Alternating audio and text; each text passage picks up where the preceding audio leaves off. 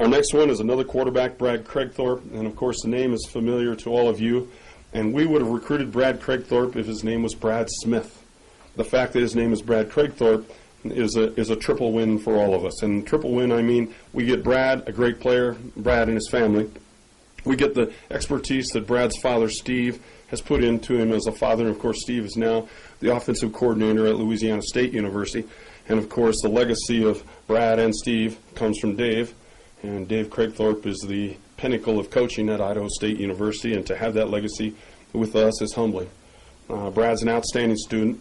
He started as a junior at a prestigious high school in Louisville and then transferred to Tulsa, and he played at Holland Hall High School. And Holland Hall plays in a mixed parochial school league between Tulsa schools and Dallas schools, and that's the classification they kind of play in. It's not really related to the Oklahoma state system or the Texas state system. Those schools get together and play against each other, so some outstanding football played in that level.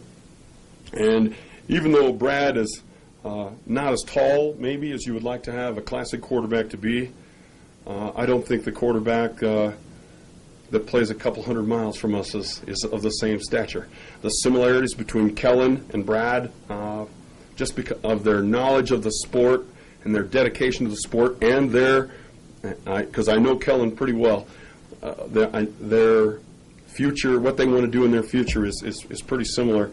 I would expect that it won't take Brad long to learn our offense, not only because of his academic record, but because of his interest in the sport and where it can possibly take him. Ed Pritchett is an outstanding football player from one of the nation's elite high school football programs, Carver High School in Columbus, Georgia. Coach Griffin, being from Georgia, is pretty familiar with a lot of the coaches in Georgia. Today, Carver High School signed 20 guys to national letters of intent. In fact, their tailback and defensive tackle both announced where they were going on national TV. And on the dais with those two guys were the other 18 guys who are signing Division I scholarships. And Carver High School in Georgia is only a 2A school.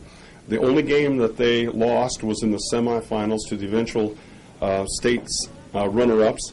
But the team that actually won the title, Buford High School, their only loss was to Carver High School in a nationally televised ESPN game in which Ed Pritchett had 11 tackles and 2 interceptions in that ball game.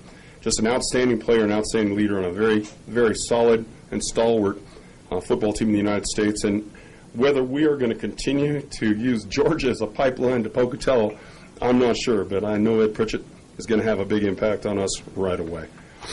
And Kevin Yost is a quarterback who's on campus. He's the third transfer quarterback, or the third transfer that joined us, at mid-year.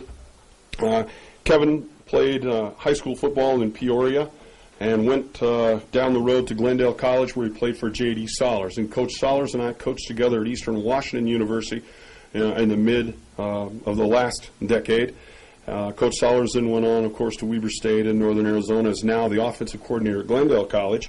And he called and recommended Kevin over heads and tails above almost every other quarterback he's ever coached, and that says a lot to me. And we were very, very excited to recruit Kevin. And Kevin's an outstanding student, and his production as a player at Glendale in an offense that's very similar to the offense we would like to fashion here is the reason that we were able to take him as maybe our first recruit, not our best recruit. No one ever can say best when it comes to recruiting, but our first recruit was to find a quarterback that had some familiarity with the offenses that we were going to try to play in. We have several other young men, that are going to join our program who are not yet signed today. And this is the first day that guys can sign. We have 3 guys who hopefully will sign by 5 or 6 o'clock tonight that we cannot talk about right now. We have 2 preferred walk-on players who we officially visited that will join our program. Actually, 3 preferred walk-on players that will join our program, and we'll have an announcement in those coming days.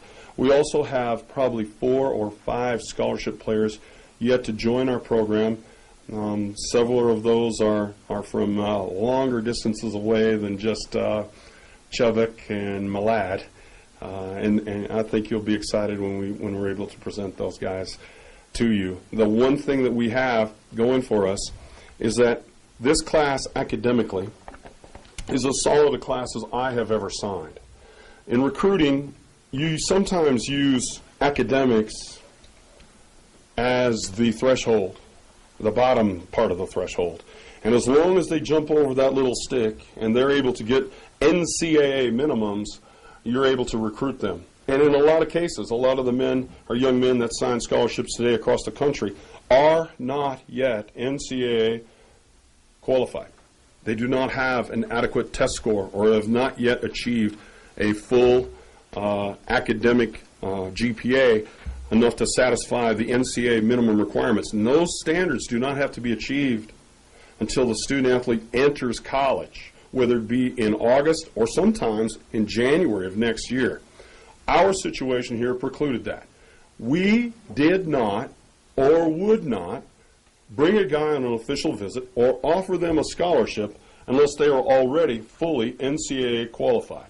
And yes, there is some academics to be completed for almost every one of these guys in terms of their final transcripts. But for the most part, every one of these guys already has a passing test score, which is the first time this has happened in my career. And all they have to do is have a great finish in the semester they're in if they're a high school athlete.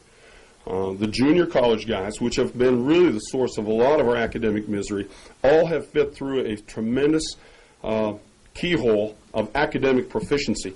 In that, we take their academic record, we dismiss their non-academic classes, and then they have to have a certain GPA that fits far and above what Idaho State University requires of all of its other transfer students. And to us, that's not only acceptable, it's doable and was doneable. And I'm proud of our staff, and I'm proud of our athletic department, and I'm proud of all the people who are involved in us, helping us assemble this class, because academically speaking, this class, to me, represents the great effort foisted upon our staff by Jeff Tingey, our athletic director, to be representative of what this university needs, wants, and should have. And to that end, here we go.